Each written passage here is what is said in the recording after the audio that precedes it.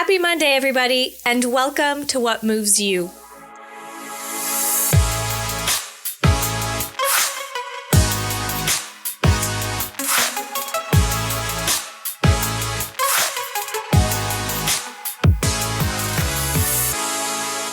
Avant de commencer, j'aimerais prendre un petit moment pour remercier le commanditaire de l'épisode d'aujourd'hui, Chalet Village, qui nous a permis d'enregistrer dans leur magnifique chalet. Grâce à eux, tout le monde s'est senti bien et à la maison. Pour voir toutes leurs offres de chalet, allez visiter leur site web à chalet-village.com. Bonne écoute! Alright. Emma, bienvenue officiellement à What Moves You. Ah! Allô?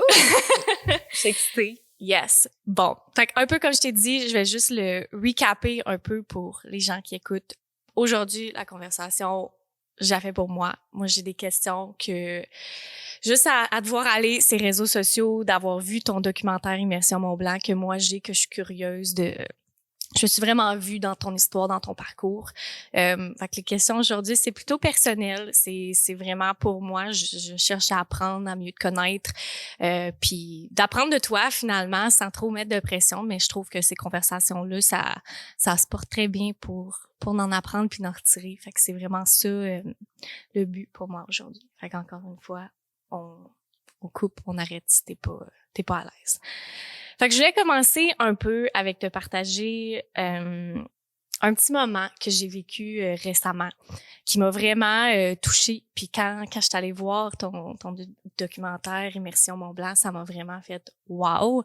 Puis c'était surtout ta vulnerability. J'ai vraiment trouvé ça cool que tu as mis en avant dans ton documentaire les moments difficiles. Je trouve que c'est très facile de nos jours de juste montrer le beau, puis de juste montrer le highlight reel finalement. Puis c'est vraiment pas ça que tu as démontré dans ce film-là, dans le sens qu'il y a eu des moments magnifiques, puis c'était beau. Mais vous avez aussi montré les moments vraiment tough.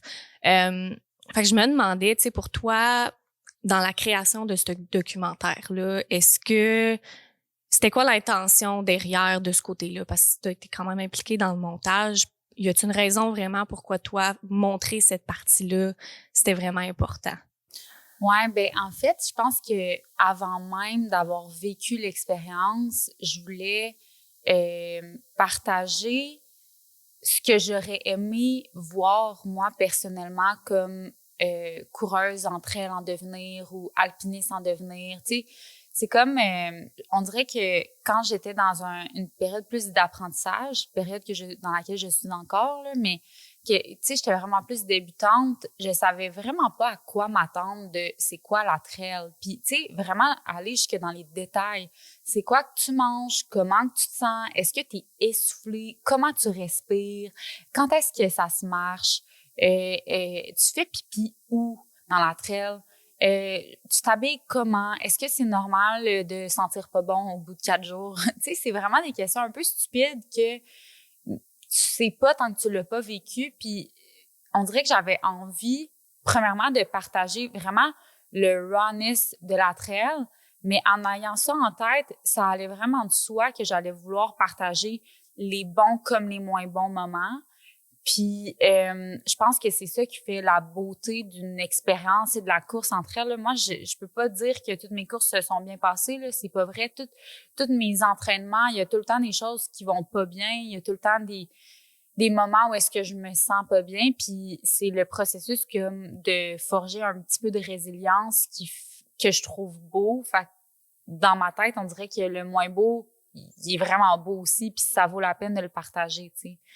Fait que j'espérais, bizarrement, fait que ça, c'était comme le avant-film, avant-aventure même, mais j'espérais qu'on vive des moments plus difficiles, comme quasiment parce que sinon, je me disais, my God, on peut pas avoir un film de juste des moments qui sont beaux parce que c'est pas ça la réalité. Ça aurait pu être la réalité de notre aventure, mais je suis quand même contente qu'il y ait eu des moments où est-ce que ça a été plus dur puis qu'on a pu les partager avec les gens comme en toute honnêteté, tu sais. Oui, effectivement.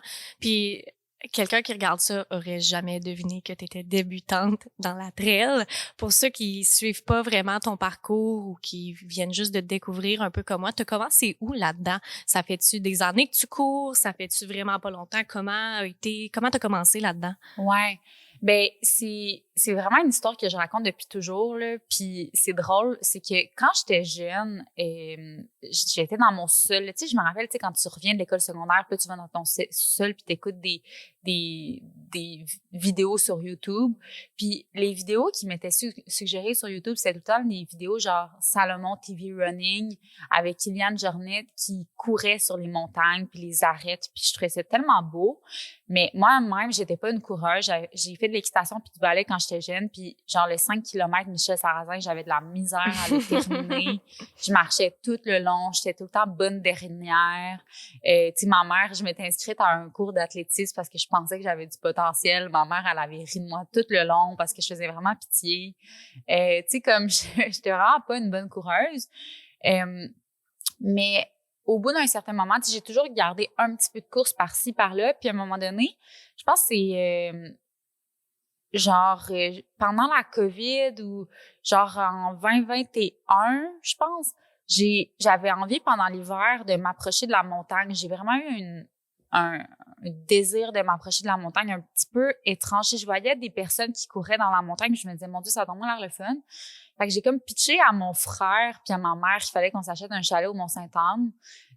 Puis mon frère, c'est devenu un projet pour nous deux. On a décidé de s'acheter quelque chose au monde, de se faire construire. Puis là, à toutes les fois que je venais voir la construction, je faisais une première lap dans le Mont-Sainte-Anne.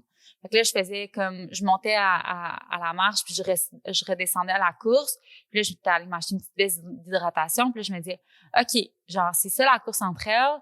Fait que tu vas t'inscrire à des courses. Puis dans ce temps-là, il y avait pas grand monde qui courait. Fait que je me suis juste inscrite à comme un calendrier de courses que je pensais qu'il avait l'air cool. Puis je me suis présentée sur ces lignes de départ-là seule. Je me suis entraînée seule. C'est vraiment un projet moi pour moi. Puis on dirait que j'avais attendu vraiment beaucoup. Tu sais, souvent, tu veux faire une aventure puis t'attends d'avoir des amis pour le faire. Mm-hmm. Puis là, c'est un projet qui finalement se repousse à dans 5 ans, tu sais. Mais là, j'ai comme décidé que j'arrêtais d'attendre puis j'allais faire quelque chose qui me semblait totalement inaccessible que je voyais quand j'étais toute jeune, tu sais, sur YouTube. Puis éventuellement, ma première course entre elles, ce que j'ai réalisé, c'était le QMT 25. Puis ce que j'ai réalisé, la plus longue que j'avais fait à ce moment-là, c'est genre 12 kilos justement dans la montagne. Mais là, j'ai réalisé au bout de 16 kilos que j'avais réalisé 16 puis que j'avais aucun doute de si oui ou non j'allais être capable de me rendre jusqu'à 25, même si c'était difficile quand même, tu sais. Puis là, j'ai vraiment eu un moment, genre, littéralement d'épiphanie parce que je me suis dit, genre, je me suis mise à rire, là. Puis là, j'étais comme, oh my God, est-ce que je suis en train de réaliser que, genre, j'ai pas de doute sur mes capacités physiques puis que mon mental, il est vraiment fort puis que j'ai eu du plaisir jusqu'à maintenant puis je vais continuer d'en avoir. Puis c'est comme ça que la trail a commencé pour moi. Fait que ça fait 2 ans. C'était en 2021. Aïe, aïe. Ouais. C'est que ça va vite quand même, genre Ouais. quelqu'un qui regarde ça puis qui dit wow, la première course 25 kilos, genre c'est quand même intense. Mais Ouais. j'imagine t'avais, tu sais, t'as dit que là t'étais active, fait que t'étais quand Ouais. même en bonne forme avant ça là. J'étais quand même en bonne forme, puis ce que j'aime de la trail, c'est qu'on peut marcher quand on veut, tu sais. Ouais. Tu sais, je me mettais pas de pression à être la plus rapide, là. J'ai jamais été la plus rapide. Fait que ça, c'est pas une pression que je me mettais. Tu sais, 25 kilos, le faire à un pace quelconque, tu sais, OK, c'est quand même difficile. Là, j'avais pas de pression de le faire dans un temps quelconque. Je voulais juste le terminer. Fait que il y a beaucoup de marche dans ce temps-là, puis c'est correct.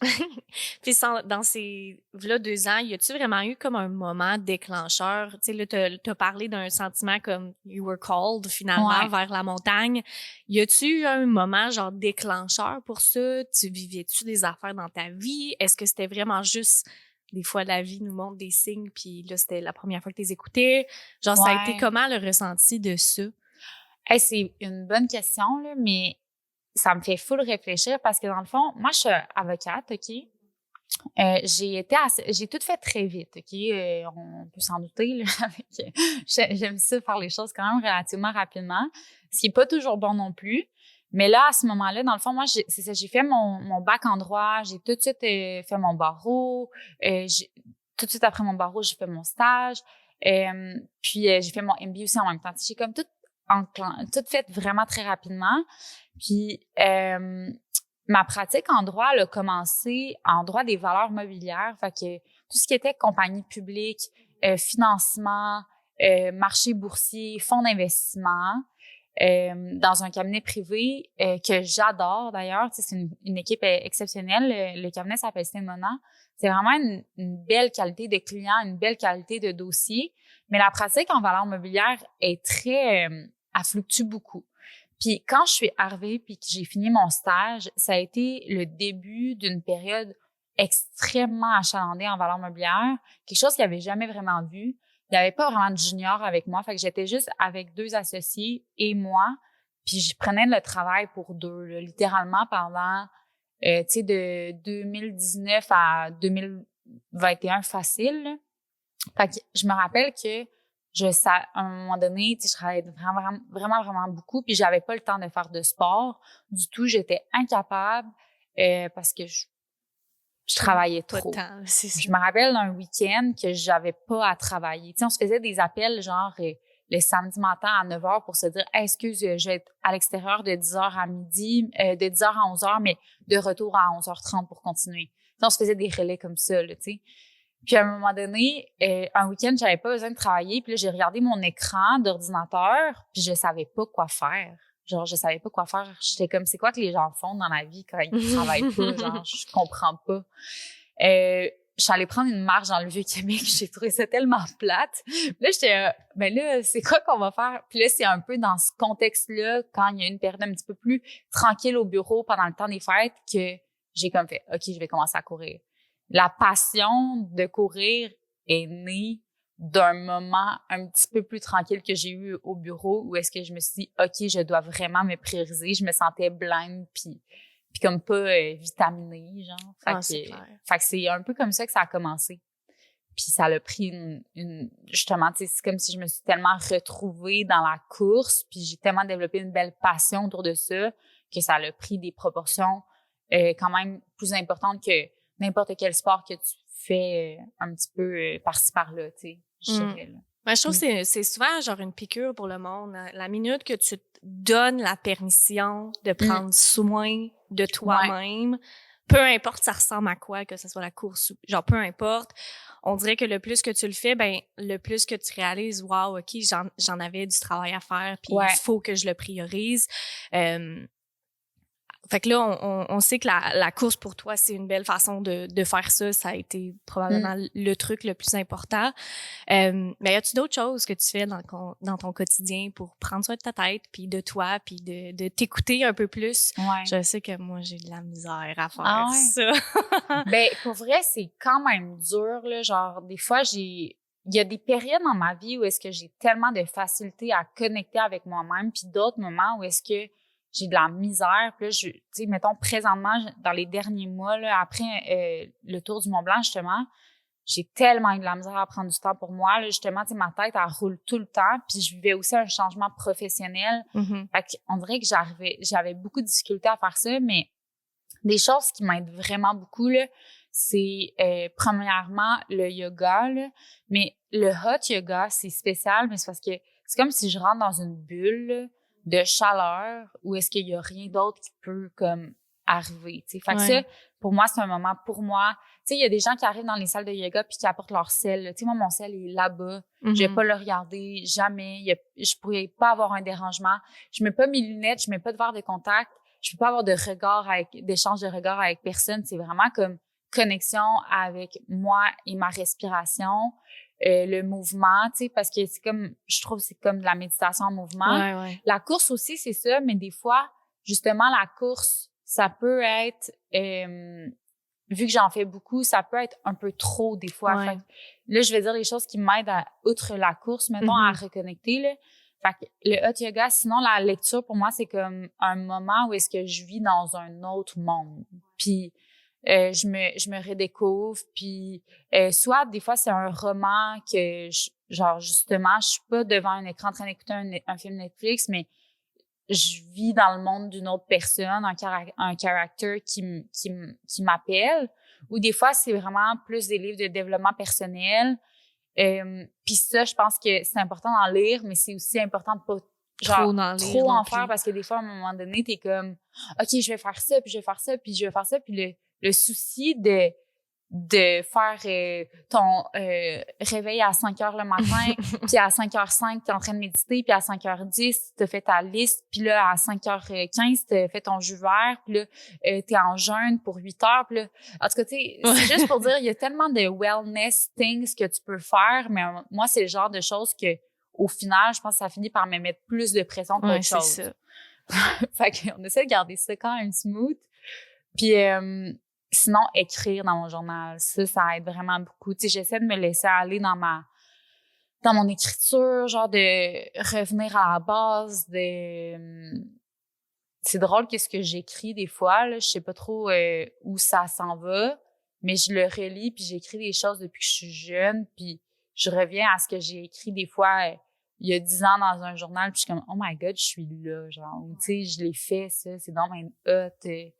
Revenir au moment présent, right? Ouais. Puis je pense que toutes les choses qu'on entend justement autour de wellness, il y en a plein des affaires, puis il y a rien qui va fonctionner pour tout le monde, mais c'est justement, puis je pense que j'ai trouvé la même affaire que pour moi, c'est vraiment les affaires qui te retirent un peu de pas de ta vie, là, mais de ta bulle puis ton cerveau pour dire, ouais, OK, faut que je sois là. Puis des fois, c'est tough de faire ça. Mais je suis complètement d'accord. Voilà. J'ai récemment découvert la méditation. Un peu de reculons. J'ai jamais... Tu sais, c'est drôle, on le dit tout le temps, tu devrais l'essayer. Puis les gens qui disent, non, c'est pas pour moi, c'est probablement les types de personnes 100%. Qui en ont plus le besoin, là. Puis ça, c'était moi. Puis récemment, j'ai des petits problèmes de santé qui se rempirent vraiment quand je suis stressée. Fait que là, une de mes grosses efforts récemment, c'est d'essayer de calmer mon système nerveux. Puis il y a rien qui marche. Fait que j'avais commencé à essayer la méditation, puis sérieux, au début, je me disais, c'est plate, je m'emmerde, ça fait rien. Mais sérieux, pour peu importe qui écoute, qui se dit, ouais, OK, peut-être qu'il faudrait que j'essaye, genre, donne-y la peine, parce que si tu te donnes assez de temps, genre... Puis comment tu l'as commencé? Mettons, je te renvoie la question, genre, parce que, tu sais, moi, des fois, je suis l'application Calm, que ça m'aide pour commencer à méditer. Mais j'ai pas, tu sais, en fait, là, j'ai l'impression que j'ai jamais été capable encore. Puis c'est drôle que tu dises ça parce que, genre, je voulais aujourd'hui méditer. Okay? Fait que je suis vraiment contente. Moi aussi, je vais aller chercher des réponses pour moi. C'est parfait. C'est ça, je veux vraiment commencer à méditer. Je sais, tu sais, j'écoute quand je fais des choses comme ça. J'ai l'impression que je médite en mouvement quand je fais du yoga. Mais mettons, assise comme ça, j'ai de la difficulté, je sais pas par commencer. Fait que comment tu fais ça? Comment j'ai commencé? Ben, j'en ai essayé tellement. Il y a rien que j'avais trouvé. J'avais toujours essayé un peu plein de choses. J'ai essayé Calm, j'ai essayé des vidéos YouTube, j'ai essayé du yoga nidra. Genre, j'ai essayé plein d'affaires. Puis il y a rien qui me parlait. Puis, tu sais, des fois, ça, c'est la vie qui te montre des affaires quand t'en as besoin, là. Puis, j'ai tombé sur un compte Instagram. La fille, elle s'appelle... Melissa Wood Tepperberg, puis elle a un app. Elle fait du pilates, elle fait du yoga, puis elle a des guided meditation dans son application. Puis c'est tellement niaiseux qu'est-ce que je vais dire, mais j'aimais sa voix. Je trouvais que sa voix, je sais pas, ça venait me chercher. C'était vraiment relax. C'est en anglais parce que je parle plus en anglais qu'en français, fait que pour moi c'était mieux de l'avoir en anglais. Mais j'adore sa voix. Puis elle faisait comme une promo d'un mois gratuit, puis je me suis dit, gars, j'ai rien à perdre, je perds pas d'argent, je perds rien, je vais le faire, puis en même temps, ça va m'ouvrir la porte pour les pilates parce que j'essaie de réapprendre à bouger, mais lentement, parce que mon corps en a vraiment besoin.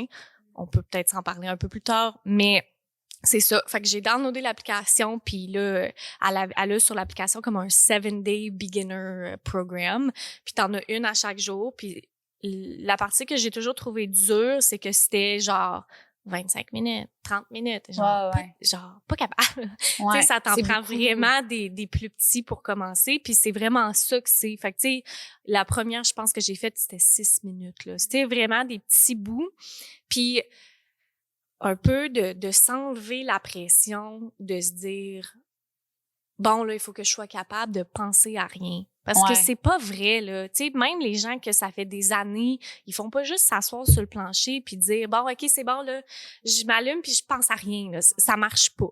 Fait qu'un peu de me donner la permission de me dire, gars, genre, oui, je vais penser à des affaires puis oui, il va y avoir des pensées puis tout, mais de genre, donne-toi le défi de revenir à ta respiration, de peu importe c'est quoi là, mais tu sais de les voir passer là, genre souvent comme au yoga, tu sais il y a des pensées aussi qui passent, puis j'ai compare souvent comme juste genre des nuages passagers, genre fait que tu sais tes vois passer, mais tu y portes pas plus d'attention que ça, puis éventuellement ils sont passés puis t'as passé à autre chose puis tu t'es revenu, tu sais. C'est comme ça aide là un peu là, il y a pas c'est pas grave là d'avoir vu eu des pensées passagères comme ça si tu portes pas de jugement sur celle-là. Ben c'est ça l'affaire, c'est que là au début je me trouvais, tu sais, à chaque fois que j'avais essayé, là il y avait une pensée qui rentrait puis là je merde genre t'as déjà fucké la patente, genre, non. il fallait pas. Mais c'est vraiment pas ça. Fait que premièrement, de me donner la permission puis de me dire, gars, c'est correct, là, c'est la première fois que tu fais ça, c'est un muscle que tu travailles. Puis on dirait que ce mindset-là de me dire, tu sais, comme n'importe quoi d'autre, c'est quelque chose qu'il faut que tu pratiques, c'est quelque chose qu'il faut que tu travailles, ça vient pas juste de même. Puis ça a commencé comme ça. Puis au début, je pensais que j'avais plus de facilité à le faire le soir parce qu'on dirait que je suis plus relax un peu, c'est à la fin de la journée. Mais là, finalement, ça fonctionnait pas parce que je m'endormais. Ah ouais. Je faisais ça dans mon lit. Ça, c'est pas conseillé. Mais j'ai fait ça aussi souvent, essayer de méditer le matin, genre dans mon lit, puis genre, je me rendais. Fait que là, tu sais, ça dépend des jours, puis c'est pas tout le temps pareil, mais la majorité du temps, j'essaye de le faire le matin. C'est plus difficile parce qu'on dirait que là, tu te lèves puis tu veux commencer ta journée puis tu veux go, mais en fait, c'est pour ça que ça l'aide parce que ça te force à te dire, bon, OK, genre, je commence la journée avec quelque chose pour moi au lieu de le lave-vaisselle ou whatever, tu sais. quelque chose de plus bon pour ma tête et mon corps. Puis l'autre affaire que j'ai trouvée, parce que même des fois, à entendre le vidéo, j'aime sa voix, j'aime whatever, mais je suis pas capable de me concentrer sur qu'est-ce qu'elle dit. Puis j'ai essayé de, tu sais, là, vraiment de focusser sur ta respiration, mais des fois, même ça, c'est pas assez. Puis sans aller trop dans les mantras, genre spirituels, c'est vraiment pas ça.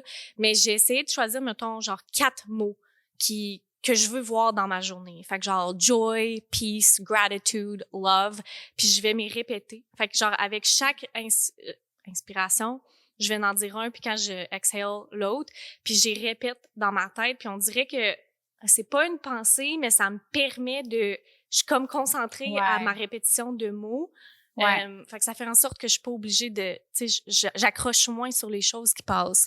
Puis qu'est-ce que j'ai trouvé vraiment cool en faisant ça, tu sais, au début, je disais les 4 mots, mais là, de temps en temps, si je suis plus dedans, il y a des mots qui vont apparaître seuls. Tu sais, genre des mots que j'ai besoin, là. C'est des réponses que tu veux chercher ben, un c'est peu. Ça. C'est comme si ton subconscient te parle. C'est ça. Puis il te dit, hey, t'as besoin de ça. Puis il t'envoie des messages. C'est ça. C'est le fun d'avoir la tête tellement claire que t'as des réponses qui te viennent à toi, tu sais. C'est ça. Fait que ça a été un peu mon first genre aha moment.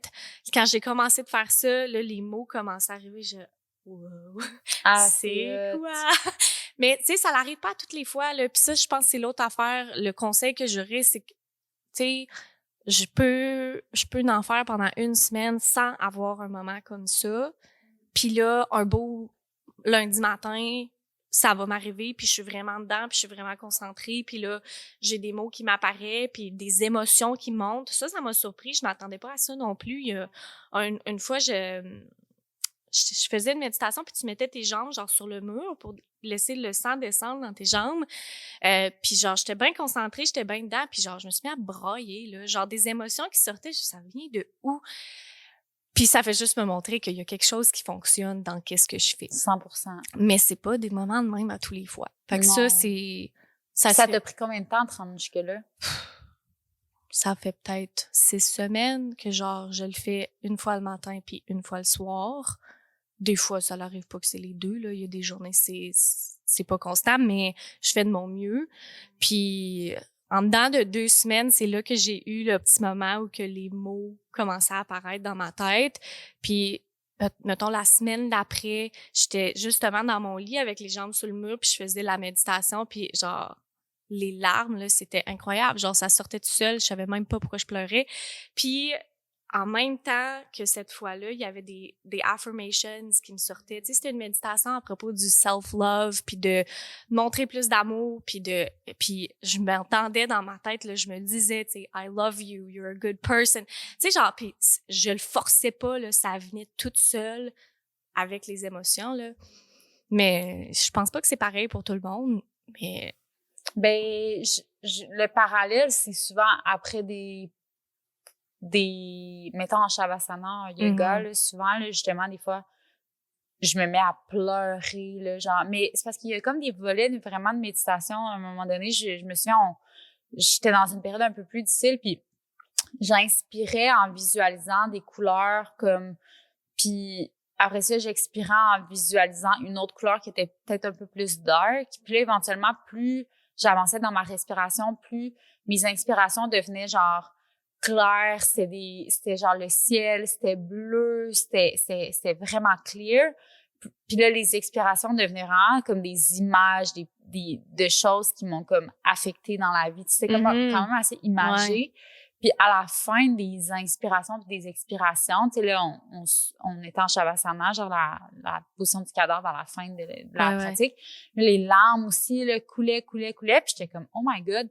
Mais tu sais, c'est comme la respiration vraiment puissante après un effort un peu physique. Tout ressortait puis ça faisait tellement du bien, là, tu sais.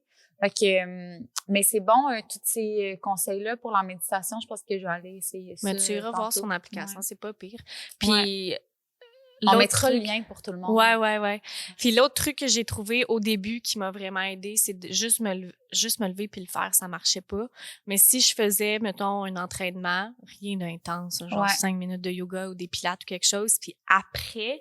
je m'assoyais pour commencer. C'était vraiment plus facile parce qu'on dirait que j'avais déjà eu un moment pour me ramener vers moi. Ouais, je comprends. Fait que ça serait ça.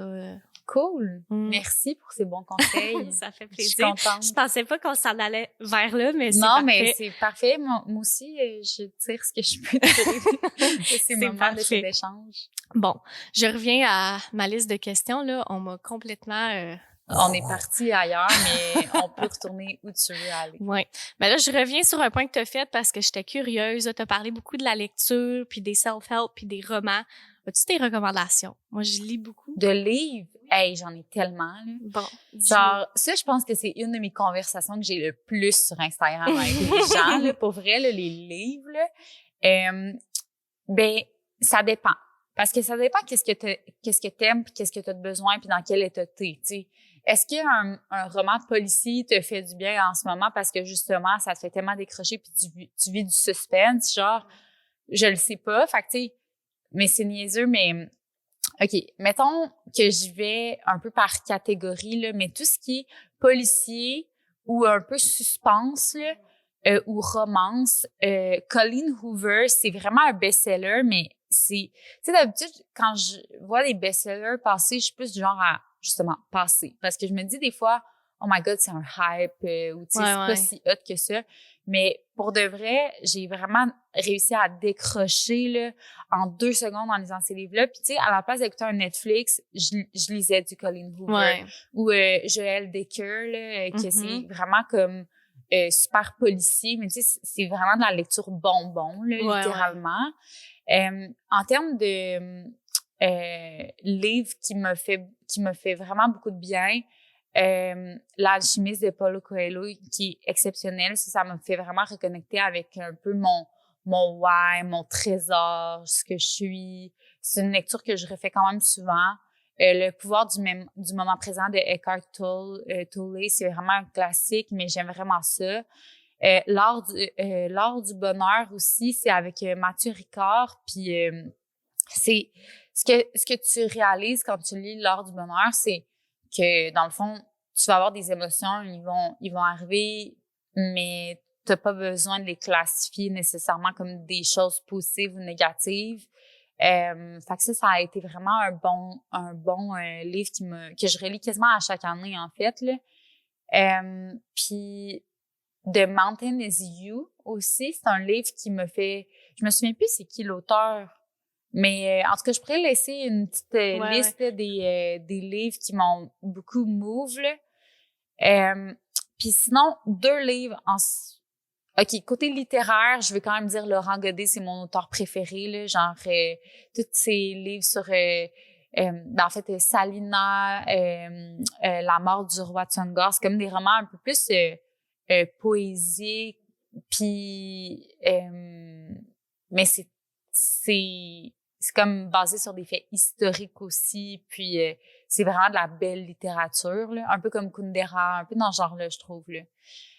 Puis finalement, ces 2 livres qui m'ont apporté beaucoup, un à mes débuts dans la course, puis l'autre présentement que je suis en train de lire. Le premier, c'est Atomic Habits, c'est un vrai classique, un best-seller.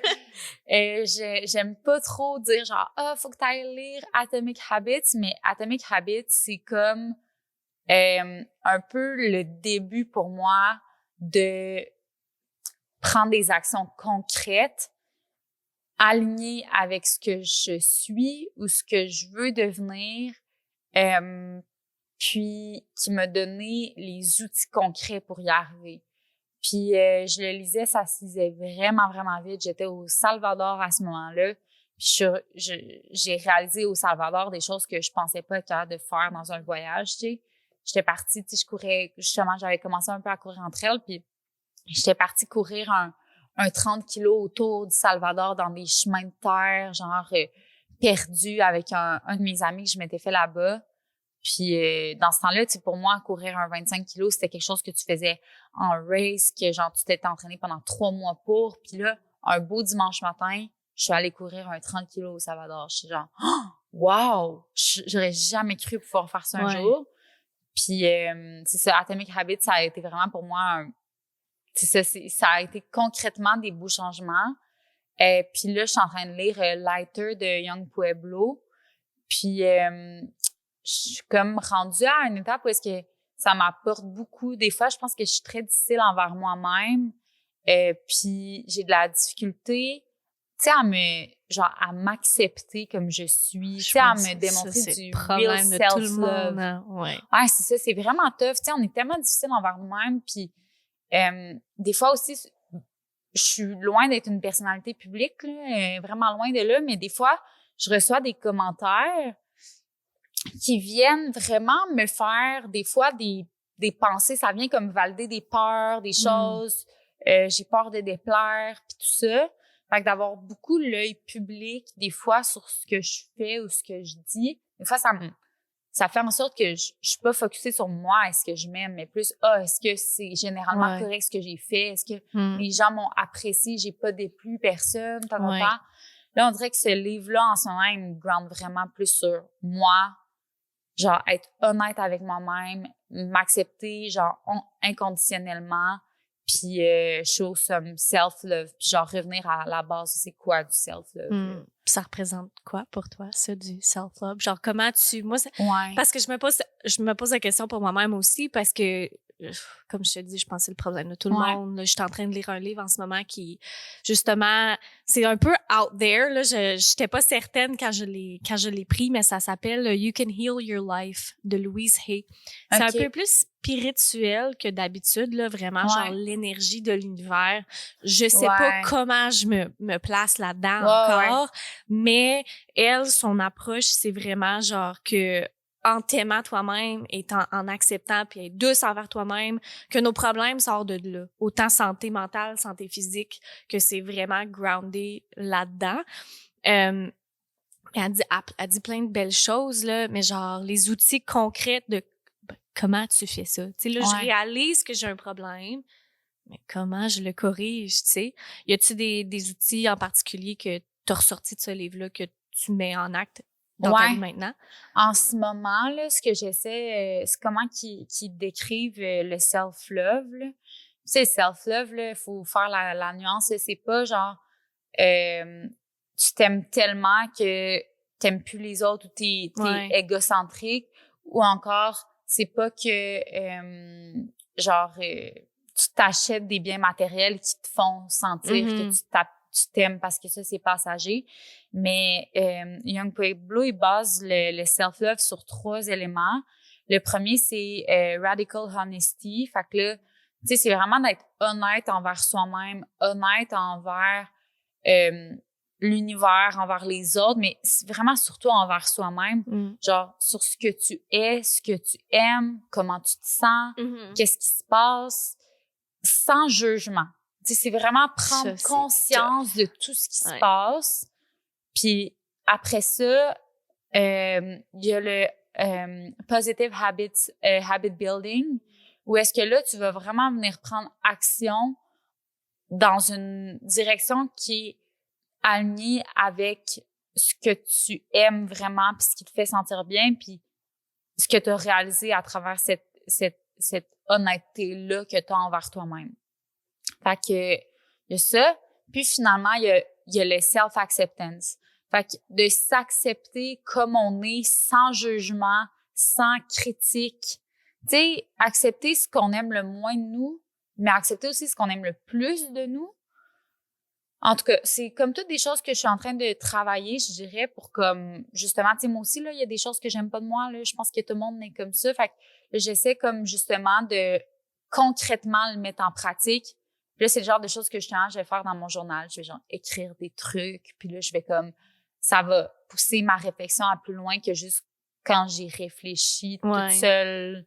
Tu sais, quand je l'écris, on dirait qu'il y a comme des pensées qui me viennent en tête. Puis là, ça pousse un petit peu plus loin ma réflexion. Puis non, je prête pas mes livres parce que j'écris trop de trucs dedans. J'écris genre, tu sais, justement, Atomic Habits, c'est genre, tu sais, en tout cas, il y avait des trucs qui étaient écrits, genre, puis il fallait comme sortir ses plus gros défauts, puis donner des exemples de personnes, genre, qui avaient des pauvres habits, puis des choses comme ça. Puis tu sais, partout, il est écrit « me ». J'entends vouloir dire « My God, je suis tellement l'exemple parfait de celle qui a des mauvais habits ». Fait que, en tout cas, c'est juste des blagues, là, mais... Fait que non, ces livres-là me permettent de grandir quand même beaucoup. Puis je pense que c'est des lectures qu'il faut prendre des notes ou revenir à certains concepts parce qu'on les oublie aussi. J'avais lu The Universe Has Your Back aussi, puis tu sais, il y a comme vraiment beaucoup de réflexions comme religieuses, spirituelles. Il y a des choses que je retiens, des choses que je retiens comme pas. Mais c'est vrai que, tu sais, je veux dire, quand tu t'aimes vraiment fondamentalement puis que tu te fais confiance puis tu fais confiance à la vie, à un moment donné, genre, les choses arrivent pour une raison. Puis ça, j'y crois tellement, là, pour vrai, là. Genre, mes plus durs moments, c'est ceux qui m'ont permis d'être où je suis en ce moment. Puis c'est les moments, genre, que je suis peut-être les plus reconnaissante. C'est juste que quand t'es dedans, c'est vraiment tough. Genre, c'est vraiment tough de le savoir, tu sais. Ouais. Non, je te file là-dedans, puis je trouve que de mon côté, genre, c'est tellement une grosse partie de ma réflexion récemment parce que, là, sans trop rentrer dans in the weeds, comme on dit, j'ai eu des problèmes de santé dans la dernière année qui ont vraiment affecté tout au complet, là, santé mentale, santé physique, qualité de vie, les affaires que j'étais et n'étais pas capable de faire. Pour moi, ça représentait vraiment beaucoup de self-doubt. C'est vraiment ça. J'avais l'impression que mon corps me lâchait au complet. Puis toutes les activités que je faisais justement pour prendre soin de ma tête, puis de mes émotions, puis de tout ça, puis de mon corps, j'étais plus capable de les faire, là, d'aller courir justement ou même une rando, genre ça me mettait à terre. Puis pour moi, le mouvement a toujours, ben pas toujours en fait, c'était justement, j'ai appris à bouger pour moi dans des moments difficiles. Puis là, quand ça s'est arrivé, c'était vraiment...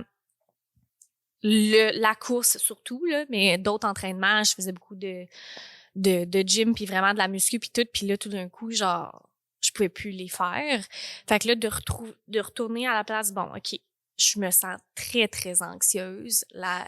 Pas la dépression, parce que c'était pas ça, mais il y avait quelque chose qui allait pas, là, dans côté santé mentale du truc.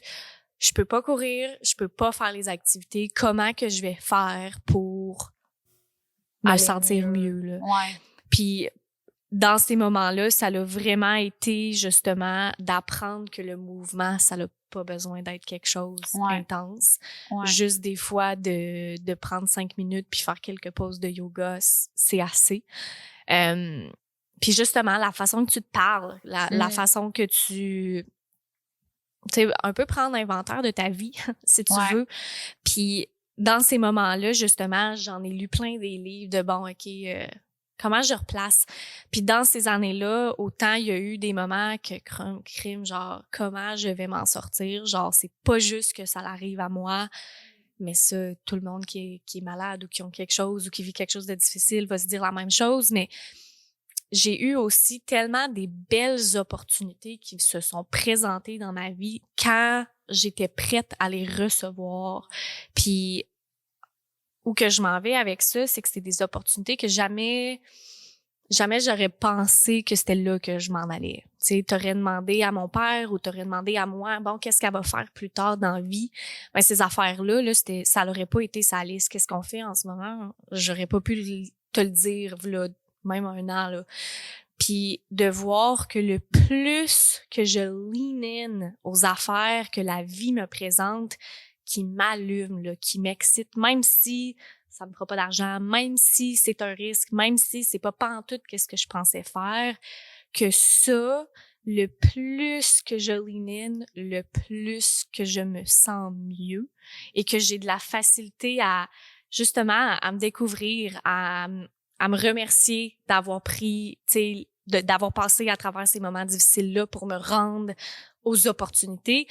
Puis là, si tu veux pas en parler, on passe à autre chose, mais tu sais, pour toi, là, récemment, là, il y a eu des changements professionnels, t'as changé un peu ton path, si tu veux, autant professionnel que dans ta vie personnelle, quelque chose qui est maintenant super important, la course, le 6am Club, toutes les affaires que tu crées autour de toi, ça n'a pas l'air d'être quelque chose que, là, 2-3 ans, c'était tellement central dans ta vie, puis on dirait que là, le plus que tu lean in, le plus qu'il y a d'autres choses qui se dévoilent.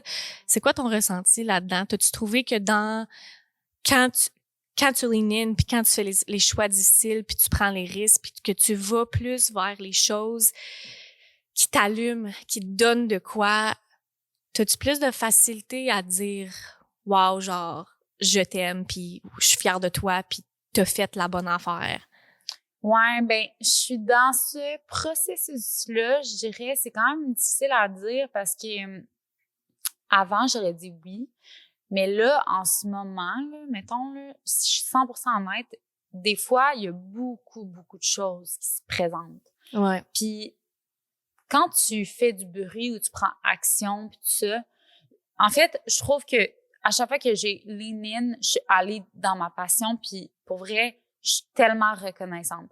Mais pendant un certain moment, ça m'a déchiré vraiment beaucoup au niveau professionnel. Puis ça, je pense que ça a fait comme des micro-blessures. Tu sais, genre, ça fait en sorte que depuis longtemps, j'ai un sentiment de culpabilité de donner beaucoup au monde du sport, qui est qui est un monde qui est à part, qui est pas nécessairement un monde profitable financièrement. Et moi, je me suis toujours considérée comme une carriériste. Puis là, tout à coup, je suis comme en train de changer mon identité totalement de la carriériste que je pensais être à une personne qui a envie de découvrir le monde à travers la course à pied ou genre toute autre activité diverse. Je suis aussi en train de lean in dans le volet plus entrepreneurial de la chose, public speaking, des choses comme ça que, mettons, je pensais pas faire, mais des opportunités se sont présentées à moi que je suis comme, oh wow, je peux pas dire non, c'est genre mon rêve, genre, of course. Mais à la longue, ça l'a aussi fait en sorte que ça a été beaucoup à gérer en même temps parce qu'il aurait fallu que je dise non plutôt à des choses qui, pour moi, étaient impossibles de dire non. Tu sais, comme, fait que c'est ça. Fait que, tu sais, mon changement professionnel, j'en ai jamais parlé. Fait que je peux peut-être juste en glisser un mot pour, comme, mettre en contexte parce que Je pense que je n'ai même pas encore annoncé publiquement au moment où on Ouais. annonce. J'ai même pas changé mon LinkedIn encore à jour. Ouais, Tu sais, ouais. c'est quand même quelque chose, mais ça faisait 5 ans que je travaillais chez Stemona, puis j'ai décidé de quitter mon emploi, en fait, pour aller vivre mon rêve là, de montagne, que je pourrais parler après. Mais c'est un rêve que, genre, je vois depuis 2 ans, là. Fait que depuis 2 ans, je travaille vraiment fort vers ce rêve-là, en essayant d'avoir le contrôle un peu sur toutes les parties de ma vie. Mais ça fait aussi en sorte que, justement, il y a eu beaucoup d'opportunités qui se sont présentées à moi. Et au final, ça a peut-être été trop. Tu sais, trop, fait en voulant dire oui, puis en agissant en cohérence avec ma vision, puis mes plus belles intentions aussi, Ouais. ça m'a aussi quand même fatiguée puis épuisée à un certain niveau.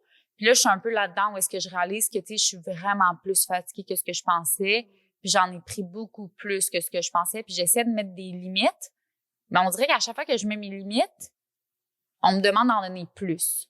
Fait que ça, je trouve ça quand même difficile, puis c'est quelque chose que je dois, tu sais, même, c'est niaiseux, mais même avec ma famille, j'essaie de mettre mes limites, puis c'est comme, non, mais viens juste souper, mais viens juste, puis mais juste ça, mais c'est à force de ces petites choses-là que des fois, ça devient quand même beaucoup, là, tu sais, à gérer. Fait que ça, je pense que ça va être du travail continu, là. J'essaie vraiment de, tu sais, c'est vraiment une prise de conscience que j'ai en ce moment, là, que, tu sais, ce matin même et hier, que j'ai réalisé, j'ai des petites prises de conscience par-ci, par-là. Fait qu'il faut vraiment que je m'écoute puis que je fasse attention. Mais je pense que au-delà de ça, la santé mentale, ça a toujours été quelque chose qui a été vraiment comme important pour moi. Ben, je pense que c'est important pour tout le monde, la santé mentale, là, mais quand j'étais plus jeune, au secondaire, je pense que c'est secondaire cégep, j'ai commencé à avoir des troubles alimentaires quand même vraiment sévères là, dans notre année. Au secondaire, je pense que genre toutes les filles, ben c'est pas vrai, pas toutes les filles, mais tu sais, on était genre une bonne dizaine, quinzaine, là, à être sur des diètes, à s'encourager à maigrir, genre à se dire qu'on était trop ci, trop ça, puis genre ça a été comme une année là, secondaire 4-5 où est-ce que ce qui était supposé être santé, moi je voulais être végétarienne parce que j'aimais manger végé, faire du sport entre amis. Ce qui était supposé être positif a pris une tournure là de, je veux dire, vraiment intense. Pour certaines filles, ça l'a pas comme viré nécessairement en anorexie ou en boulimie, mais pour certaines autres, dont moi, ça l'a vraiment pris une tournure autre. Puis c'est le sport qui m'a sauvée éventuellement, mais ça m'a pris du temps avant d'avoir une relation vraiment saine avec le sport. Mais quand même, c'est ça qui m'a comme vraiment, tu sais, permis de connecter avec moi-même puis avoir des objectifs. Puis des objectifs qui étaient sains, tu sais. Puis ça, je pense que pour certains, ça va être de l'anxiété, pour d'autres, ça va être une dépression, un burn-out. Moi, ça a été les troubles alimentaires. Tu sais, ça aurait pu se matérialiser de plein d'autres façons, mais tu sais, au final, c'était un creux que j'avais en moi qui a été comblé par quelque chose qui était comme nocif pour ma santé, tu sais. Ça, j'ai vraiment fait des grands apprentissages, mais justement, je peux dire que je suis vraiment reconnaissante d'avoir vécu ces moments-là parce que c'est cette vraiment dure période-là, parce que si c'était pas de ça, je suis pas certaine que j'aurais tous les outils que j'ai à ce jour pour comme, tu sais, m'accepter puis tout ça. Mais c'est sûr que ça va toujours demeurer comme, tu sais, ça va toujours demeurer comme Ouais. des cicatrices puis tout ça. Mais avec le sport, des fois, ça aide, puis des fois, ça a l'aide l'effet pas. inverse. Le sport d'endurance, là, des fois, là, c'est pas facile sur le corps, tu sais.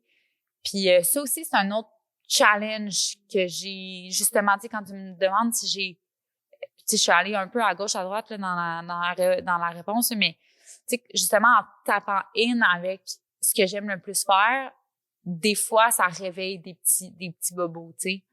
Mettons, je vais donner un exemple, c'est vraiment niaiseux, mais je faisais le ultra trail des Chic Chocs cette année. C'était une grosse course, c'était 105 kilos. J'avais couru pendant la nuit. Il y avait presque 6000 mètres de dénivelé positif. C'était vraiment énorme, OK? Mais mon corps, là, après ça, là, il a shut down là, complètement. Là. Puis je me suis mise à enfler là, à un niveau que genre, je me reconnaissais comme plus. Puis mon corps me faisait mal. Tu sais, genre, j'avais vraiment mal. C'était comme un choc probablement du fait que c'était des gros ultras. Puis souvent, après des ultras, ça me fait ça aussi. Là, tu sais, mon corps, il réagit vraiment fort. Puis ça doit être un mélange de rétention d'eau quand même assez impressionnant. Mais tu sais, je peux pas rentrer dans aucun vêtement. Là. Genre, c'est vraiment différent. Puis tu sais, quand je vis ça, je suis comme, je fais ma passion, mais mon corps me réagit, genre sur mes plus gros traumas, c'est quand même dur à accepter, tu sais, puis à comme pas juger, à pas douter de pourquoi tu fais ça. Tu sais, c'est des choses comme ça. Fait que j'apprends à, tu sais, maintenant, je le sais que ça arrive, puis que mon corps réagit quand je lui donne des affaires vraiment difficiles à faire. Puis il faut pas que je le juge, il faut que je l'accepte. Mais c'est toujours du travail constant, tu sais, que je... Tu sais, on parle comme si c'est comme un end destination, puis tu l'as fait, puis après ça, c'est fini. Ouais. Mais c'est tellement pas ça, là. Je pense que même si tu peux faire du progrès, puis tu peux être dans une meilleure place, tu sais, c'est toute la vie, là, que ça va être à travailler, puis à réapprendre avec les défis qui se lancent, puis les expériences de la vie, puis toutes les affaires, puis je leur avais dit à Maë puis à Quentin avant qu'on commence, une des affaires qui m'avait tellement marqué quand je t'ai écrit la première fois, c'est justement le commentaire que t'as fait à propos de, tu sais, je dis vraiment oui à tout, je veux en savoir plus, tu sais, avant de dire oui, puis ça m'avait tellement fait un wow, tu sais, tu te sentais un peu mal après, mais sérieux, moi j'avais tellement de respect dans ce moment-là de dire crime, genre un jour il faut falloir que je sois capable de faire une affaire de même parce que tu sais, je suis pas présente sur les réseaux sociaux, je fais pas les affaires que tu fais, aussi grandioses, si on veut les appeler comme ça, mais je suis très bonne à dire oui à trop de choses, puis de mettre les autres avant moi-même, puis de, tu sais, dire oui à des affaires qui me font pas nécessairement plaisir, puis ça fait tellement partie de l'apprentissage, puis tu m'avais dit ça, j'ai fait « wow ». Genre, vraiment, j'avais tellement été impressionnée, puis ça m'avait marqué, j'ai écrit genre... J'en ai à apprendre de ce G-là, mais moi aussi, j'apprends encore, là, tu sais, je le fais, puis, tu sais, encore là, il y a des trucs dans mon horaire en ce moment que je suis comme, my God, est-ce que ça fait encore du sens que je fasse ça, tu sais, parce que, justement, tu sais, quand tu sens que t'en as beaucoup, puis que ça continue de loader, ben, à un moment donné, faut que t'apprennes à dire non, puis que tu te sentes pas trop mal.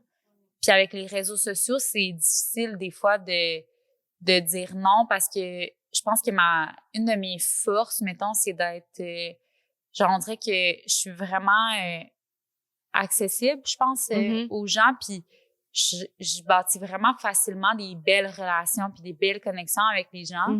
Mais justement, il vient un moment où est-ce que j'en ai des fois trop, genre sur Instagram, mettons, là, j'ai beaucoup de messages des fois, puis je me sens mal de pas répondre en un certain temps. Je me sens mal de pas être capable de donner autant parce que moi, à ce moment-là, j'ai vraiment besoin de prendre un temps pour moi. Mais tu sais, c'est pas des gens que je suis à l'aise nécessairement de leur dire hey, « excuse-moi, tu sais, c'est pas vraiment une bonne journée pour moi puis je suis pas trop à l'aise de parler de ça. » Tu sais, il y a des jours où j'ai besoin de me recentrer puis je suis pas capable de keep up avec le niveau d'ouverture que... Fait que ça, c'est quand même spécial c'est quelque chose, c'est de l'apprentissage que je fais parce que, justement, tu sais, c'est bizarre, tu sais, je suis loin d'être une personnalité publique, c'est pas ça, mais justement parce que je suis très ouverte sur mes réseaux puis je parle beaucoup aux gens puis j'engage dans la conversation, ben, des fois, justement, faut comme que je me ressente puis je dis, ben, tu sais, je ferme un peu une conversation parce que justement, je me sens pas bien, mais tu sais, je me sens mal de ça, tu sais, c'est niaiseux quand même. Ben non, c'est pas niaiseux. Je suis pas dans tes souliers, puis je le vois que si je l'étais, ça serait tellement, ça serait tellement un problème. Mais je prends un peu de recul là-dessus. Comment ça a commencé pour toi, ça, vraiment la partie réseaux sociaux du truc? Hey, je sais vraiment pas. C'est une méchante bonne question. Parce que, ben, écoute, c'est vraiment juste, j'aime partager ce que j'aime, puis je prenais des photos, puis là, je les partageais. Puis là, éventuellement, ben, de plus en plus, je pense que ça l'a attiré des gens à me suivre, puis j'ai comme l'impression que c'est tous mes amis, puis suis pas capable de faire deux inbox. Je sais que tu peux faire inbox principal puis general, mais genre, je suis pas capable de classer des gens, là, tu comprends? Oublie ça, là. Tu sais, pour moi, c'est genre all my friends. Fait que c'est ça. Fait que, mais ouais, non, c'est juste, j'aime partager ce qui me fait du bien puis tout ça. Je pense qu'une chose que j'aimerais peut-être plus partager, c'est peut-être quand je vais moins bien ou le vrai, parce que peut-être qu'il y a beaucoup de personnes qui pensent que tout est beau, là, mais c'est juste que en même temps, j'aime pas nécessairement être ouais, c'est ça. J'ai pas nécessairement envie de partager du négatif parce que ce que j'aime voir en général sur mes réseaux sociaux, c'est des gens qui m'inspirent du bien-être puis qui me font du bien puis sur lesquels je sais que je peux m'appuyer un peu, tu sais, que je peux leur poser des questions, je peux comme, tu sais, reach out for inspiration, tu sais. Ouais. Fait que, puis des outils concrets. Fait que c'est un peu ça. Je prends du recul quand j'en ai plus besoin. Puis quand j'en ai pas besoin, ben je suis active sur les réseaux sociaux en général, puis je partage ce qui se passe, puis ça engage la conversation, puis j'ai l'impression vraiment de redonner. Tu sais, j'ai un truc que j'essaie vraiment, c'est pas make it all about me, mais plus genre à propos de ce qui me fait du bien, puis engager la conversation sur ce que ça peut donner pour les autres aussi, tu sais. Non, je suis tellement d'accord, puis je ris un peu parce que j'ai, pour genre tellement d'années, mais elle va le savoir, moi et les réseaux sociaux, là, genre, je suis pas dessus, OK?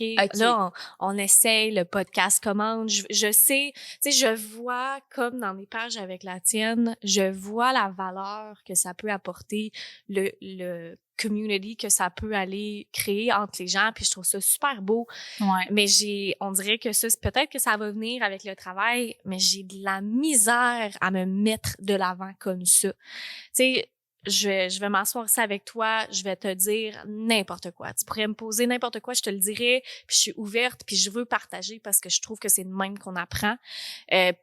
Mais on dirait que les réseaux sociaux, man, j'ai de la misère, genre de me trouver assez intéressante pour mettre des affaires ou de, tu sais, Mais moi, j'y vais, genre, je réfléchis pas à ce que je fais. Honnêtement, là, c'est comme, tu sais, je vais être vraiment, tu sais, il y a du monde, là, qui pense à leur story puis ils essaient de réfléchir à si c'est correct puis si ça va froisser quelqu'un, whatever. Hey, moi, là, je m'en fous, là. Genre, là, je suis plus gênée, là, c'est genre, ma tasse de café, je la trouve belle, je la prends en photo puis je la pose. Puis genre, tu sais, je recheck pas s'il y a des gens qui l'ont liké ou s'il y a du monde qui m'ont unfollow après, là, oublie ça, là. Genre, je regarde pas qui like mes stories. Pour vrai, là, je regarde pas les DM que j'ai, les DM pour répondre oui, mais tu sais, je regarde jamais qui a liké mes photos, qui a commenté, les stats, les ci, les ça, genre, jamais, je m'en fous. C'est ce que j'aime, je partage, j'overthink pas trop, puis ça reste là. Tu sais, je vais jamais aller supprimer une photo parce que je me trouvais pas belle finalement dessus, là. Tu sais, tu comprends? Genre, jamais, là. C'est pas à propos de moi, c'est à propos d'une histoire, de mon day-to-day, puis ça, c'est, je pense, c'est ça qui rend ça peut-être plus facile. Aussi, je ne me compare pas avec les gens. T'sais, comment tu fais? Parce que on le dit, mais comment tu fais? Ben là, peut-être que demain matin, j'ai commencé à me comparer, là, je sais pas. Mais pour l'instant, en tout cas, c'est comme, tu sais, je veux dire, je suis des pages qui m'inspirent positivement. Mais c'est pas parce que des gens posent des trucs que genre, je vais me comparer à eux. Je suis contente pour eux. Je suis genre, wow, c'est non mais cool. C'est un peu, je sais pas pourquoi, peut-être que c'est vraiment une question de mindset.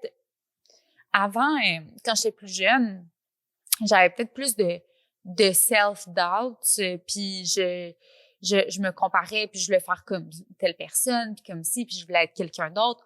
Là, maintenant, je me connais, là. Je sais qui je suis, là. Je connais mes hauts, je connais mes bas, puis je suis quand même assez heureuse avec ce que je suis pour pas avoir à envier quelque chose de quelqu'un d'autre. Je peux l'envier puis trouver ça le fun puis m'en inspirer pour l'appliquer dans, tu sais, pour moi, puis c'est ça que je vais chercher avec les réseaux sociaux, mais j'essaie de ne pas me comparer. C'est parce que on est tous, on fluctue tellement, là, genre, c'est pas tout beau partout, là. Mais je pense, écoute, j'ai peut-être pas raison, mais je pense que ça revient à ce qu'on disait tantôt, tu sais, t'as tellement travaillé sur ton self-love, ton self-acceptance que c'est peut-être ça qui fait en sorte que maintenant, genre, tu peux regarder tout ça, puis encore une fois, ça doit aider que tu suis les comptes qui t'inspirent, là. Mais de pouvoir regarder ça puis de dire, bon, I'm still awesome, you know? Ouais, Puis ça, je pense que c'est la difficulté de beaucoup de gens parce que, genre, même moi, là, tu sais, il y a des journées que je peux regarder, peu importe, puis ça me fait rien. Mais après ça, il y en a d'autres que j'ai, tu sais, moi, j'ai pas de l'air de ça, ou je fais pas ça, ou genre, peu importe c'est quoi, là. Mais je pense que ça peut peut-être sortir de là pour toi. Je suis vraiment d'accord. Puis, tu sais, sortir de notre enveloppe aussi, là, de notre enveloppe comme d'apparence, puis de ce qu'on a l'air, là. Tu sais, je me lève pas le matin en me demandant si je suis belle ou si je suis pas belle, là. Je suis moi, tu sais. Puis that's it. Puis ça là, c'est beau, puis ça là, c'est moins beau. Puis il y a des choses que j'aime, puis il y a des choses que j'aime pas. Puis j'essaie aussi d'être vraiment honnête envers moi-même quand je me sens pas bien, puis je me sens pas belle, mais ça a aucun impact. Ben, pas belle ou pas intelligente ou peu importe, là, tu sais. Mais genre, je le dis, puis j'en parle avec mes proches. Je suis comme, oh my God, aujourd'hui, c'est une journée genre que, je me sens pas genre à la hauteur. Puis tu sais, de l'accepter, mais ça va pas faire en sorte que genre les autres, ils vont me rendre plus insécure par rapport à ce que je suis, tu sais. Je suis vraiment contente for everybody who shines so bright. Genre, c'est hot. Good job. c'est un peu mon vibe. Mais ouais, c'est parfait. Puis je pense que si tout le monde peut s'en aller dans cette direction-là, tout le monde va être beaucoup plus gentil envers eux-mêmes et envers les autres. Là, je prends un peu de recul sur les deux choses que tu m'as dit tantôt. Je voulais pas les oublier. Le premier, c'est que tu as parlé de vraiment aller penser à ton why. Puis c'est quoi? Puis j'aimerais savoir c'est quoi ton why, puis un peu en lien avec les projets qui s'en viennent pour toi. Là, on a parlé des troubles alimentaires, puis si je me trompe pas, ça s'aligne avec les projets qui s'en viennent pour toi. Fait que conte-nous un peu c'est quoi tes projets, c'est quoi ton why, comment ça vient tout jouer ensemble dans tes projets futurs. Ouais. Mais c'est pas tant futur, c'est dans genre 2 semaines. Ouais, Seigneur, c'est bientôt. Mais ben dans le fond, mon why, écoute, mon why, je suis encore en train de le définir, je pense, parce que j'ai comme mon why de qui je suis, mon why de la course, mon why pour chaque projet. Je pense que chaque why a comme, je sais pas, un layer un peu différent. Mais tu sais, mon why de la course, littéralement, c'est pour me sentir vivante, là. C'est vraiment me sentir vivante parce que j'ai l'impression que quand je cours, je découvre, je me découvre. J'ai l'impression de premièrement être en alignement avec ma santé, de vivre ma passion littéralement, puis de découvrir le monde et moi-même à travers tout ce que je vis. Je me sens résiliente, je développe des relations, des connexions. Je vis des choses qui sont plus grandes que moi.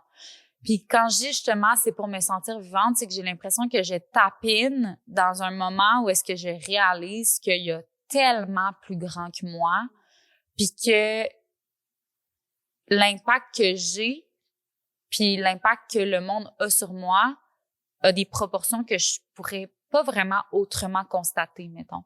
Fait que quand t'es dans la nature puis que t'es comme, tu fais face aux éléments puis tu trouves ça dur, des fois, c'est un reflet de ce que tu vis à l'intérieur de toi, genre, puis t'as des niveaux de connexion qui sont quand même deep, puis tu peux pas vraiment, en tout cas, personnellement, je vois pas dans d'autres contextes, je suis capable de les vivre. Fait que quand je me dépasse ou encore que je me repose, mais genre, dans ces contextes-là, on dirait que je suis comme en parfaite, ouais, avec moi-même, la nature, le monde, la communauté aussi, parce que c'est vraiment une question de communauté aussi, j'ai l'impression. Fait que ça, c'est comme un why un peu général, qui a plein de mots qui veulent dire plein de choses, mais que pour moi, c'est un peu concret, tu sais. Puis un peu dans ce contexte-là, justement, j'ai toujours eu le rêve d'aller monter des montagnes, puis de courir en altitude, de découvrir des endroits qui sont vraiment remote, parce que pour moi, justement, être remote, c'est la façon la plus facile de connecter avec soi-même. Ouais. Genre, tu sais, quand on est ici, puis que c'est magnifique, puis t'es chez toi, puis t'as accès à tout, là, genre, c'est dur, là, connecter avec soi-même. Mais quand t'es, genre, vraiment un peu perdu, là, puis t'as pas de repères, là, pendant longtemps, là, ben, tes repères, t'es trouves à l'intérieur de toi, puis c'est là que tu te sens le plus bien. Personnellement. C'est comme ça que je me retrouve le plus.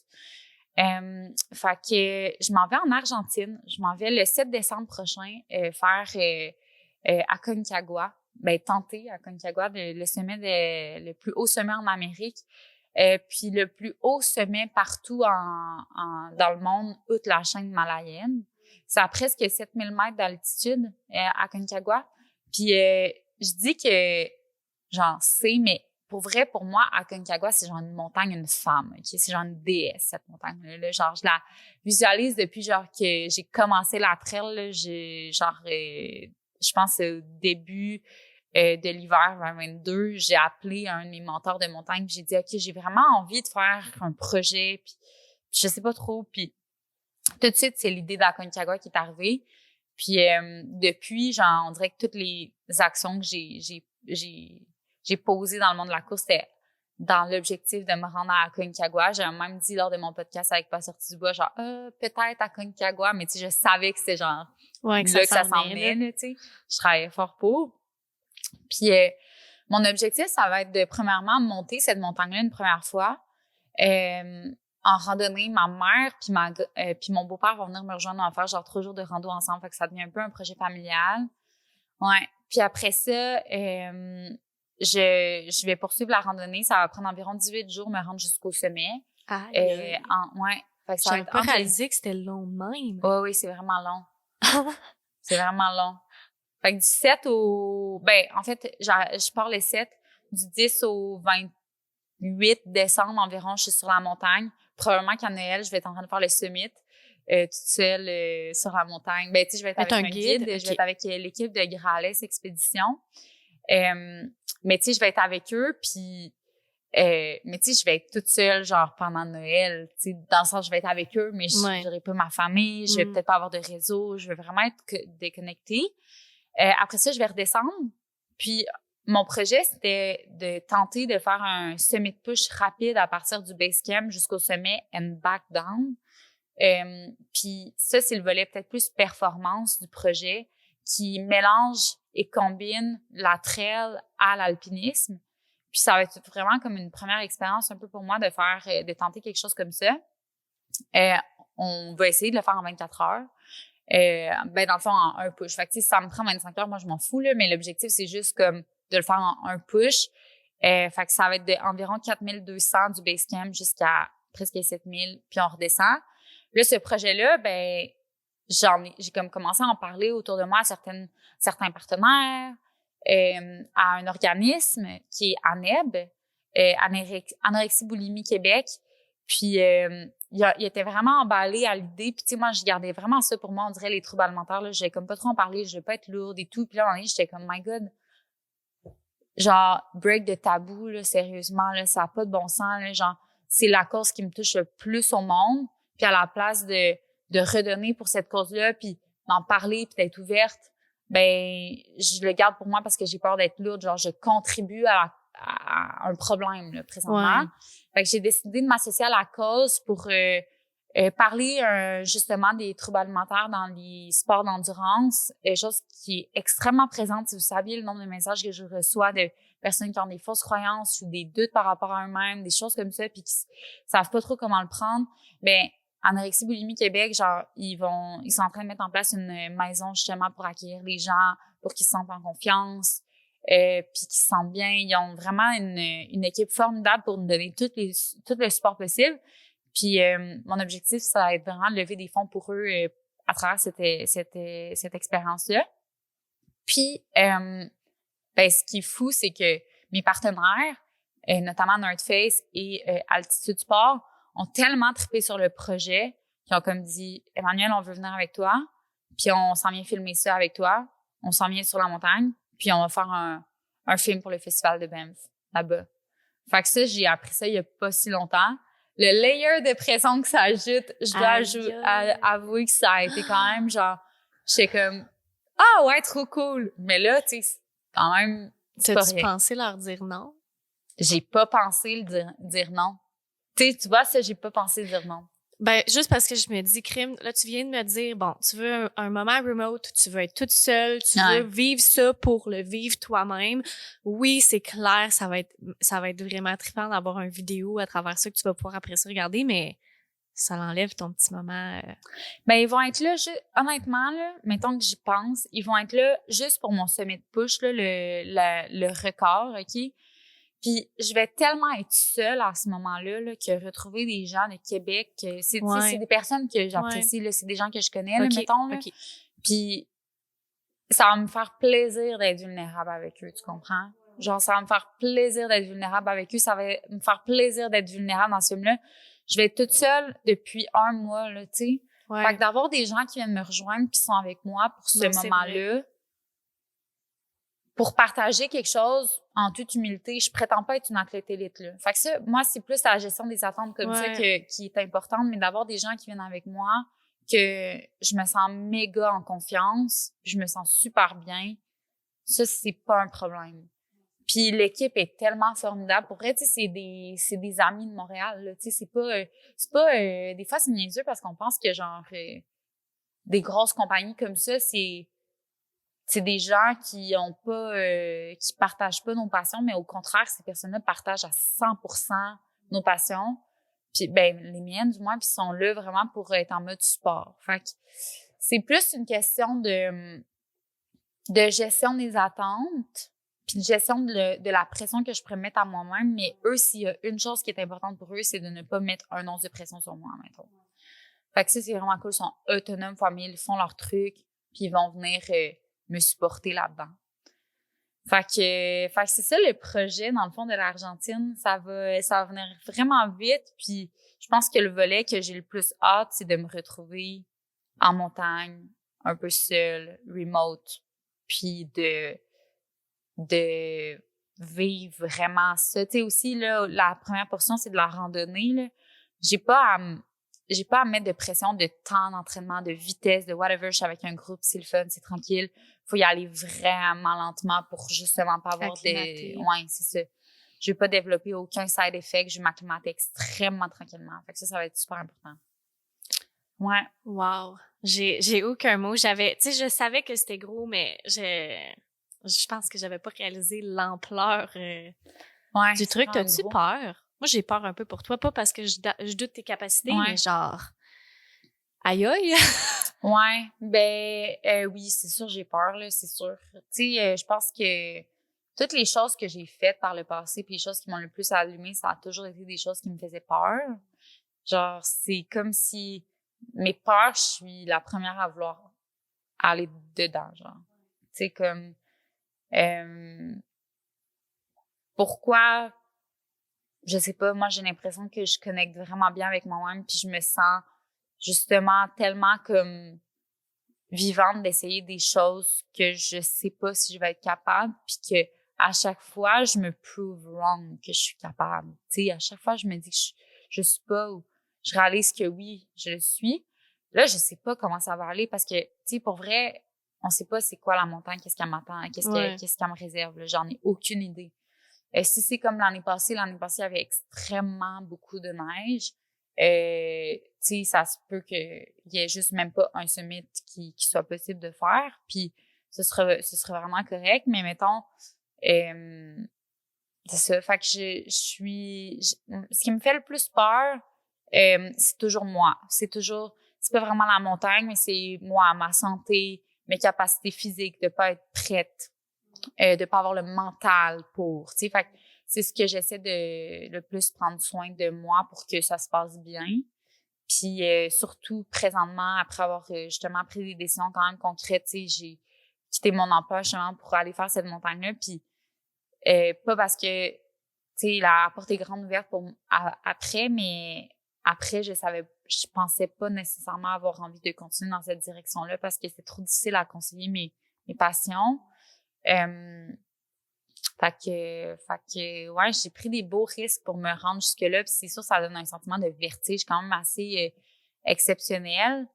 En même temps, je me dis quand on prend pas de risques, c'est là qu'il y a rien qui est comme vraiment possible. Puis j'ai lu une quote dernièrement, je me souviens pas comment c'est wordé exactement, mais genre, tu sais, quand tu sens un sentiment de vertige justement, puis t'as tellement un bassin de possibilités, justement, qui se présente à toi, ben c'est souvent là que tout devient possible. sais, quand ta ligne n'est pas tracée, là, c'est là que tout est possible, genre. Fait qu'en ce moment, c'est un peu là où je me situe, genre, la ligne n'est pas tracée, je suis pas, genre, dans une ligne directrice qui est si claire que ça, mais je pense que c'est là que d'être ouverte, puis d'être connectée à moi-même, ben c'est ces choses-là qui vont se présenter à moi, qui vont me faire du bien, ou pas. Fait que... on verra, mais j'ai hâte de vous tenir au courant là, sur la montagne. Tu sais, je vais avoir du réseau, je vais pouvoir comme... J'ai envie quand même de le partager, là, ce que je vais vivre à travers ça. Là. Je vais peut-être être très peu responsive sur mes réseaux sociaux, mais de le partager... Je pense que c'est comprenable! Ouais, c'est ça. Tu sais, ça, je pense justement, c'est quelque chose que je vais comme faire un gros disclaimer, là, dire tu sais que je vais peut-être être vraiment moins responsive, puis ça va être quelque chose que je voudrais faire justement pour moi. Ça me fait plaisir de le partager, mais j'ai pas envie de me mettre de pression à répondre à mes messages. Non, non, c'est clair. Puis là, tu as dit quelque chose que j'ai trouvé intéressant, de l'idée de te prouver wrong. Ouais. Ça sort de où, ça? C'est-tu un sentiment de toujours être en train de se dépasser? Ça date-tu depuis que t'es petite? Puis je pose parce que j'ai un peu le même problème. Puis, ben, c'est pas un problème, mais un peu une prise de conscience de crime, genre, pourquoi ça peut jamais être assez? Tu sais, pour moi. Toi, c'est-tu plus comme ça ou juste de vouloir... C'est vrai que des fois, quand je suis vraiment dans des zones, genre vraiment, je suis gros dans la pain cave, je me dis, my God, quel problème que j'ai de vouloir tout le temps faire des affaires de même.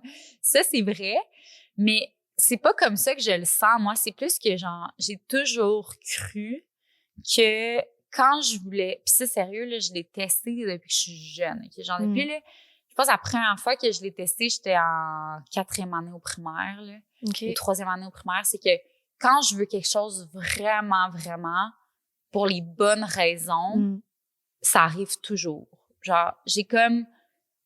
Puis si c'est pas fait pour arriver, là, ça arrivera pas. Puis c'est souvent parce que mon intention était pas là. Puis c'était pas vraiment quelque chose que je voulais pour les bonnes raisons. Tu sais, si... Pour vrai, puis je pense que je le dis dans les mêmes mots que je l'ai dit à ma mère en 4e année, que si je veux quelque chose pour les bonnes raisons, ça va arriver, genre. Puis je vais... T'étais sage en 4e année.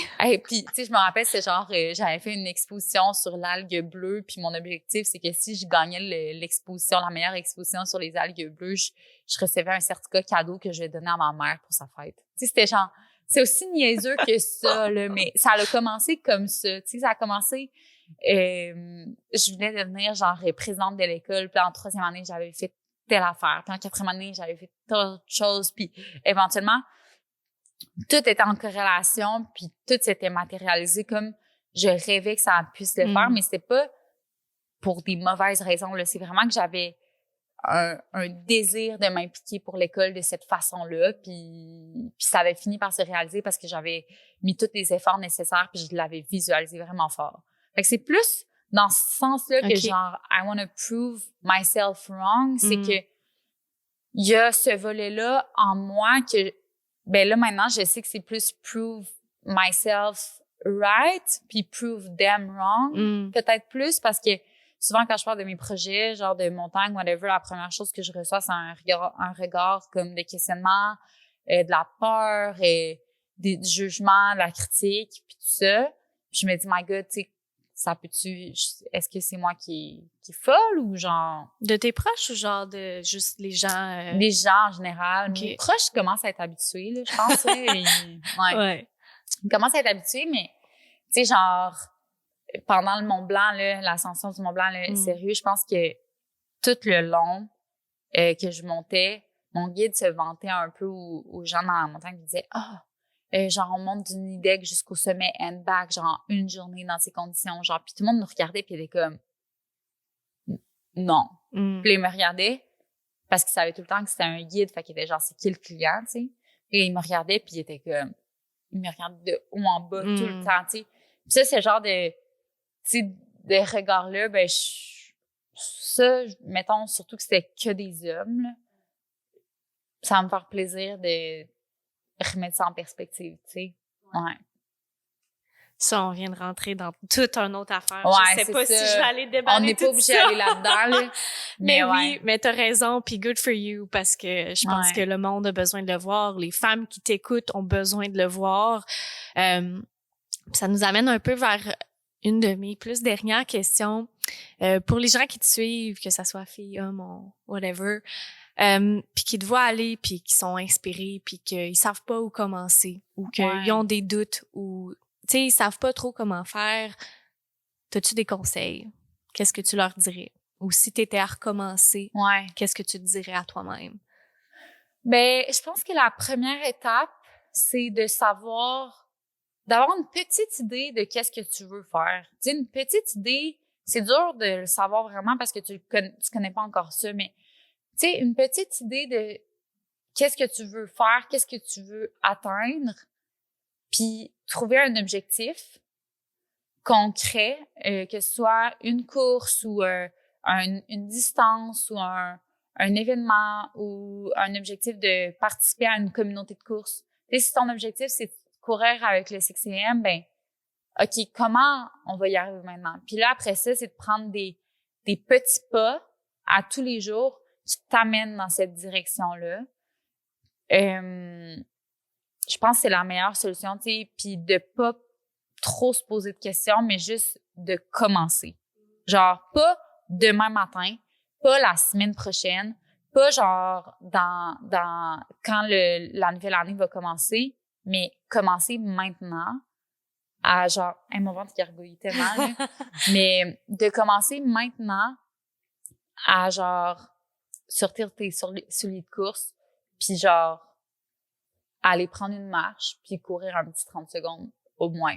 Puis ou essayer écrire à quelqu'un que tu sais qui court entre elles, puis il demander hey, t'as-tu une idée de sentier que je pourrais aller pour tester?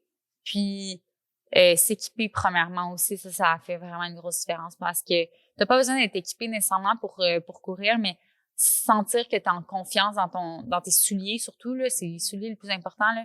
Ça a vraiment genre, on dirait que c'est un petit motivateur parce que tu dis, OK, là, je suis bien chaussée, ça va bien aller, je peux aller m'amuser dans les sentiers, puis pas se mettre de pression sur la distance, quoi que ce soit, on le fait pour le plaisir, là, au départ, là, tu sais.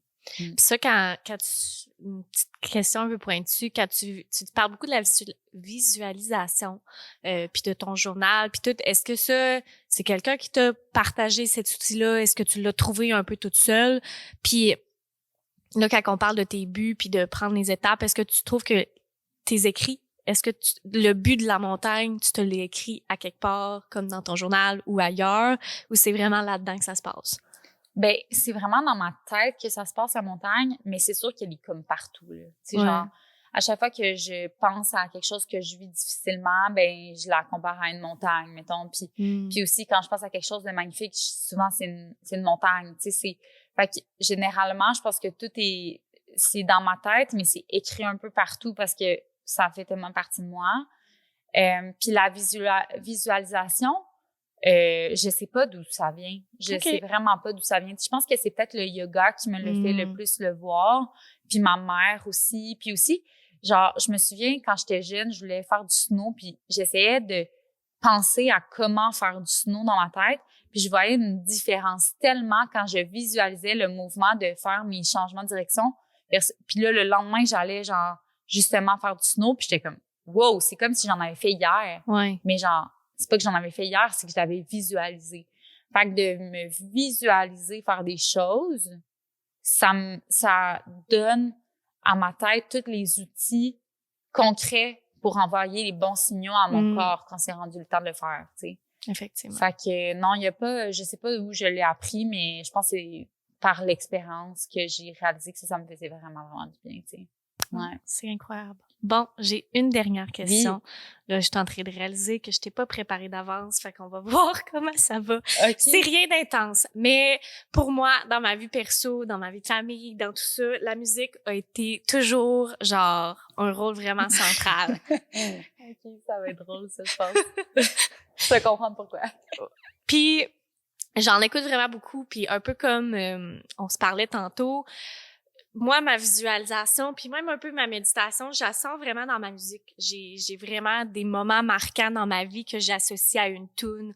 Ou si je veux me faire sentir d'une façon particulière, je vais jouer cette tune-là. Si je veux me motiver, si je veux un moment difficile. Puis, avec tout ça, chez nous, des soirées musique, c'était très commun, OK? Puis, c'était mes soirées préférées, puis on en a quasiment développé un jeu pour apprendre à connaître les gens. c'est de penser à tes chansons de vie. OK? Fait que des chansons là qui te viennent en tête pour des hauts, des bas, qui ont une histoire qui te move, finalement, ça va avec le nom du podcast. Fait que si t'en as qui te viennent en tête, des chansons de vie, peu importe comment t'es capable d'en penser, 2, 3, 1, ça n'a pas d'importance. Hey, j'en ai, là. Compter mais c'est drôle. L'histoire qui va avec. OK, il faut que j'en donne une ou genre... Comme tu veux, je te laisse aller. Il y a des gens qui se laissent vraiment emporter, il y en a que je les ai pas avisés, puis ils en pensent à juste une. C'est comme tu veux. OK, d'habitude, je suis vraiment, vraiment pas checkée pour me rappeler des noms de chansons parce que, genre, je suis vraiment pas bonne. Tu sais, comme même mes auteurs préférés, des fois, je me trompe ou genre, j'oublie le nom d'un livre que j'ai lu qui était le meilleur livre au monde. Puis les chansons, c'est la même chose. Des fois, j'oublie. Mais il y en a quand même quelques-unes que je sais que, genre, c'est comme important. Jack Johnson, le matin, OK? Genre, je peux pas te dire les noms de chansons, là, mais tu sais, tous les albums de Jack, là, Johnson, on dirait que c'est comme le bon matin qui se réveille, puis genre, c'est associé, je pense, à tout mon secondaire, où est-ce que, puis même de des moments avec mon père, puis tout ça. Il y a Dido, OK? C'est genre Thank You puis White Flag de Dido, là, c'est des tunes épouvantables. Mais genre, c'est vraiment... Ça me fait penser au mariage de mes parents, OK? OK. Puis genre, de des moments de folie avec ma mère. Fait que ça, c'est comme... Genre, je vais chanter à tue-tête ces chansons-là, mais genre, c'est horrible. Je chante vraiment pas bien. Puis des moments de wellness, là, de bien-être, ça va être genre Patrick Watson, on Yann l'aime Tiersen. ici. Ouais, c'est eux, là, genre, c'est comme si je me sens chez moi, là. Tu sais, je me sens confortable. Genre, dès que je remets, genre, mettons, la comptine d'Amélie, mettons. Ouais. Ça, c'est Yann. On dirait que je sais que, genre, I'm home. Tu sais, puis c'est des chansons que j'ai écoutées, genre, depuis longtemps, dans plein de contextes différents. Je sais même pas c'est quand la première fois. Ouais. Puis Keane aussi, K-E-A-N-E. Ça, c'est des matins que, genre, je me réveillais quand j'étais jeune. Puis mon père mettait du gros Keane à toute tête. Okay. C'était genre « Good morning ». Puis ça, maintenant, on dirait que ça m'apporte vraiment beaucoup de... C'est genre toutes des chansons là qui ont des backgrounds complètement différents, mais que quand je suis en ultra, c'est les chansons que je mets dans mon album. OK. Mais genre, sont pas nécessairement genre on court full vite, mais genre, on dirait que ça me fait tellement vivre des moments que genre, ça me donne une énergie. OK. T'sais. Fait que t'es team musique quand tu cours. Il y en a qui aiment pas ça, il y en a qui aiment ça. Quand même, ouais. Tes musiques, ça fait longtemps que j'ai couru dans le silence, par contre. Je suis sûre que ça me ferait du bien.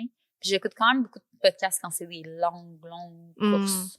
OK. Ouais. Puis ton go-to chanson ou podcast pour quand tu vas courir, c'est quoi?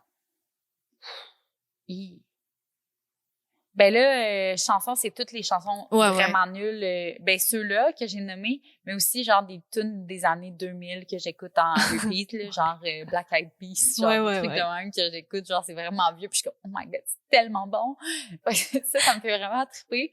Puis podcast, je dirais que genre Pas sorti du bois, Rich Roll, podcast, ça me fait vraiment comme connecter. Uberman, j'apprends beaucoup. Après ça, Jay Shetty, genre, je l'aime beaucoup. Live Like a Monk, justement, c'est quand même un livre que j'ai aimé lire, là, quand même. Puis, ouais. Mais tous les podcasts, j'en écoute vraiment beaucoup, en fait. Mais c'est pas. Ouais, Ritual, ça serait un go-to aussi que je dirais. Ouais. Je le connais pas. Tu l'essaieras. Bon. Ouais. Wellness. OK. C'est bon. Bon, ben, écoute, merci de ton honnêteté. Merci d'être là. J'espère que les gens qui écoutent vont être capables de retirer des petites choses de notre conversation. Je sais que moi, je pars avec plein d'idées puis plein d'affaires à penser. Fait que merci. Merci, bonne chance. Ah, c'est gentil. Ben merci. Je pense que j'ai besoin de chance, j'ai besoin de pensées positives. Puis merci vraiment beaucoup à toi. Quelle belle idée ce podcast. Honnêtement là, quand tu m'as écrit la première fois, mais qu'on a eu notre appel, j'étais genre wow, c'est exactement ce qu'on a besoin d'entendre. Fait que je trouve ça vraiment exceptionnel. Puis j'ai hâte que tout le monde écoute ce podcast, mais aussi tous les autres podcasts de tous les autres invités. Fait que Merci. j'ai hâte que ce soit en ligne.